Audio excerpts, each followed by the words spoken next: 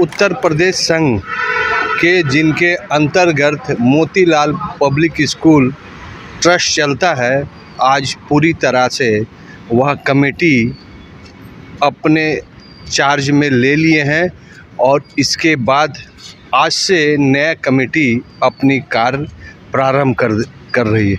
आइए उस कमेटी के सेक्रेटरी और प्रेसिडेंट्स का जो वचन है वह आपको सुनाते हैं। 23 तारीख को जो इलेक्शंस हुए उसमें जो लोकतांत्रिक प्रक्रिया इस्तेमाल हुई उससे हम सभी सहमत होंगे और आगे भविष्य में जो भी चुनौतियां होंगी हम मिलजुल करके एक साथ उत्तर प्रदेश संघ को विकास के राह पर ले जाएंगे। सभी का सहयोग जरूरी है। अगर एक भी काम खींचने वाला कोई मिल जाए तो हमारा जो रास्ता है वो सुगम से दुर्गम बन जाए। जैसा हमारे प्रेसिडेंट साहब ने और सेक्रेटरी साहब ने जो कमेटी में थे और अभी भी कमेटी में हैं, जो तपस्या इस उत्तर प्रदेश संघ के मोतीलाल नेहरू स्कूल के प्रारंभ के समय से की गई है, वो अब एक तरह से सेकंड जनरेशन की तरफ बढ़ रही है, क्योंकि 30 वर्ष हो गए हैं और ये 30 वर्ष से ज़्यादा का जो समय है, बल्कि लगभग 35 वर्ष होने वाले हैं। ये वर्ष जो है अपने आप में एक इतिहास लेखन से कम नहीं होंगे और हमारे जमशेदपुर में कहीं न कहीं इसकी चर्चा होती रहती है कि यहाँ लोकतांत्रिक प्रक्रिया पालन की जाती है, लेकिन कहीं न कहीं हम लोग जो है आधुनिक जो संसाधन है उसका उपयोग करने में उतने सक्षम नहीं रहे हैं जितना 2023 में हमको होना चाहिए था। इसी का कारण है कि चाहे बीमार सदस्य हों या बाहर गए हुए सदस्य हों, वोट देने से वंचित रहते हैं। उत्तर प्रदेश इतना बड़ा है, हमारा दिल इतना बड़ा है, तो नगर के समाज में उत्तर प्रदेश संघ का दबदबा बराबर बना रहना चाहिए। एक समय नगर में जो संभ्रांत व्यक्ति हुआ करते थे वो उत्तर प्रदेश के रहने वाले लोग हुआ करते थे और अभी भी वो है। जरूरत है उनको एक अच्छे प्लेटफॉर्म देने की और हमको उम्मीद है कि हम सभी मिल करके इस काम को करेंगे। विवाद दो टीमें बना करके हम लोग अपने इलेक्शन को जरूर लड़े हैं, लेकिन हमको लगता है कि अगर 11+11 मिल जाए तो हम 22 लोगों की जो ताकत होती है वो हमको आगे देखनी चाहिए और इसके लिए हमारी टीम पूरी प्रयास करेगी कि सबको लेकर के सबका साथ सबका विकास होता है। इलेक्शन में बहुत सी बातें होती हैं, बहुत सी चीजें होती हैं, एक दूसरे को नाराजगी व्यक्त करने का समय होता है, किसी को क्रोध आता है, किसी को उसकी क्षमा मांगनी पड़ती है। तो हम यही कहेंगे कि इलेक्शन के दौरान जो कुछ भी हुआ है उसको हम सब भूल करके और आगे जो है उत्तर प्रदेश संघ के विकास के लिए हर आदमी जितना भी प्रयास कर सके करें। और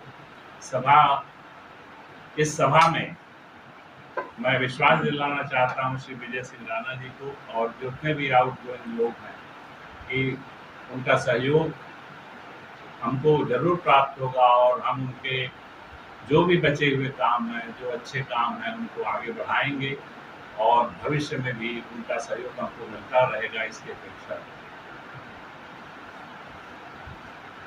मोतीलाल नेहरू पब्लिक स्कूल में भी बहुत से काम करने होंगे,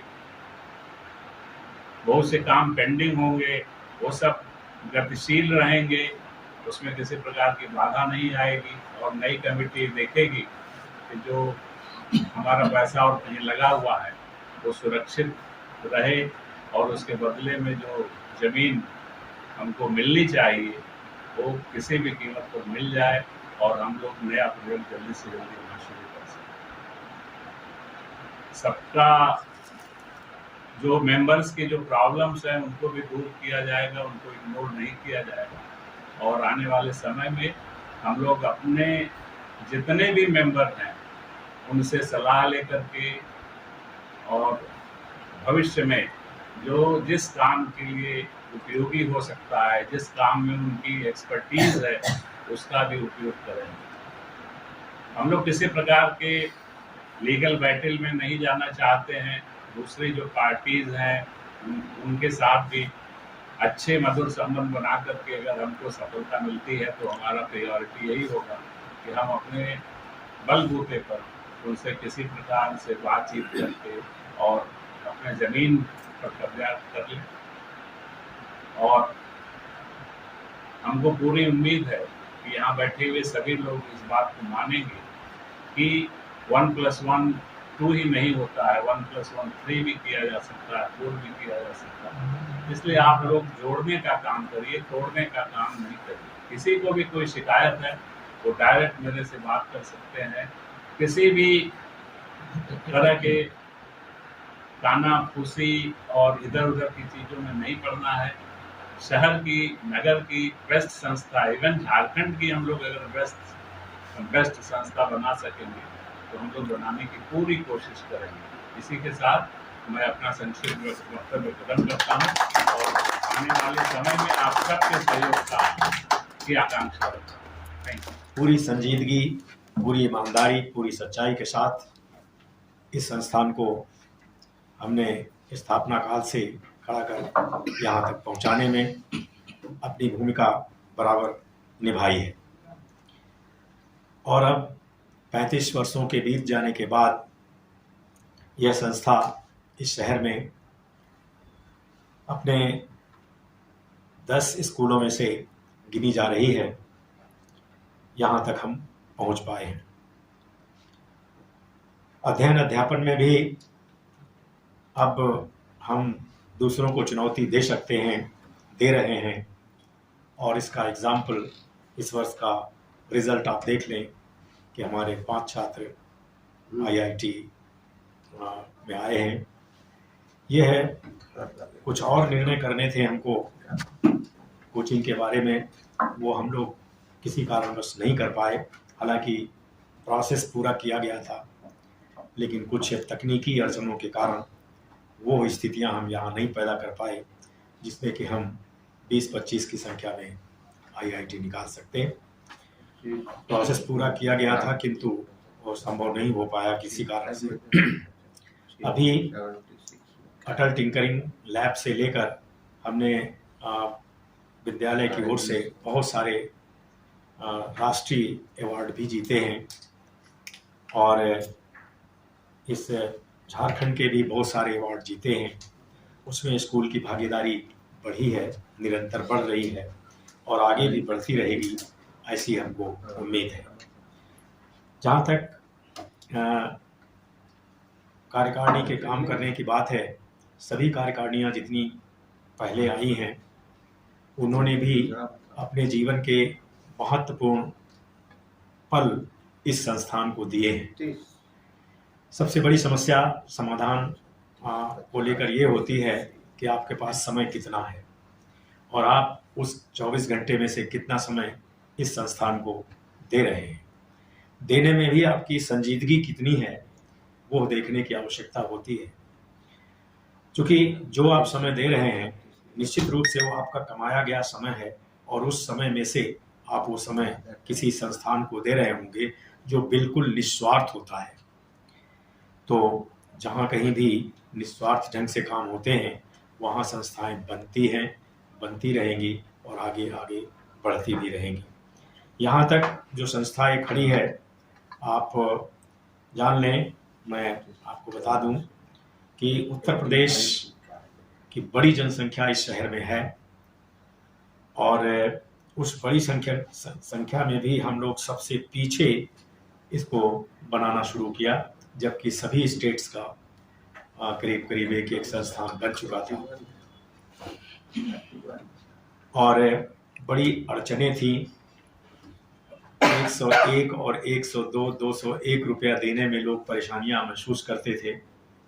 आज भले ही जो लोग जितना भी देने के लिए तैयार हो जाएं, लेकिन उस समय अगर एक सदस्य बनता था तो लगता था कि चलो 201 रुपया आ गया। सप्ताह में मजदूरी भुगतान के लिए पैसा नहीं रहता था, मटेरियल खरीदने के लिए पैसा नहीं रहता था। यह कहिए धन्यवाद डॉक्टर एम खान को कि उन्होंने ईरानी साहब से भेंट कराई हम लोगों की, और ईरानी साहब की मदद से 30 लाख रुपए इस संस्थान को अलग अलग 5-5 लाख 10-10 लाख के रुपए से प्राप्त हुए। और उससे प्लस बाहरी जो क्या कहना चाहिए, बाहरी जो डोनेशन कुछ आए वो थोड़ी कम संख्या में थे, कम अमाउंट पे थे। लेकिन ये संस्था जिस दिन से बननी शुरू हुई एक दिन भी बंद नहीं हुई, यहाँ तक कि 6 दिसंबर को जब मस्जिद ध्वस्त हुई थी तब यहाँ ढलाई हो रही थी। तो ऐसे ढंग से ये संस्था खड़ी की गई है, काफ़ी परेशानियों से खड़ी की गई है। आशा हम करते हैं कि सभी लोग अपने समय के साथ, समयदान के साथ जो तन मन से जुड़ने वाली बात होती है वो अगर जुड़े रहेंगे तो ये संस्थान निश्चित रूप से भविष्य में आगे बढ़ता रहेगा। और जैसा कि हमारे अध्यक्ष जी ने अभी कहा कि हम पूरा भरपूर प्रयास करेंगे कि यह संस्थान झारखंड में कम से कम प्रथम हो या आगे आवे, तो उसकी पूरी संभावनाएं हैं। जितने वाइब्रेंट ढंग से आप काम करेंगे यह संस्था आगे बढ़ती रहेगी। और इसी सहयोग और संजीदगी और सहमिलन की स्थिति जो हमारी बनी हुई है आज 35 वर्षों में, ये आगे भी बनी रहेगी, ऐसी हमको उम्मीद है। और सबका सहयोग मिलता रहेगा। जय हिंद, जय भारत, जय। एडी लाइव का वीडियो को लाइक कीजिए, चैनल को सब्सक्राइब कीजिए। एडी लाइव की पूरी टीम की ओर से सभी को धन्यवाद। जोहार।